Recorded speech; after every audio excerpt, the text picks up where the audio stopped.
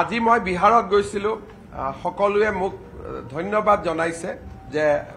অসমৰ আঁচনিৰে বিহাৰত আমি ৰূপায়ণ কৰিছিলো বিহাৰৰ মহিলাসকলে খুব ভাল পাইছে অসমৰ অৰুণোদয় ছত্তীশগড়ত চলি আছে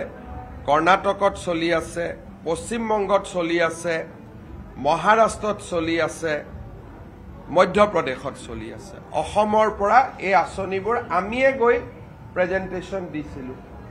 এতিয়া অসমৰ সেলফ হেল্প গ্ৰুপৰ সহায় কৰা মডেল বিহাৰলৈকে গৈছে অনাগত দিনত মই নিশ্চিত যে আন জাগাবিলাকতো যাব সূৰ্য অসমৰ পৰা উত্তৰ পূবত উদয় হয় গতিকে এতিয়া বিভিন্ন চৰকাৰী আঁচনিৰ কল্পনা অসমৰ পৰা আৰম্ভ হৈছে আৰু আজি যদি আপোনালোকে মোৰ টুইটত দেখিছে যে নতুন 3খন ক্ৰিমিনেল ল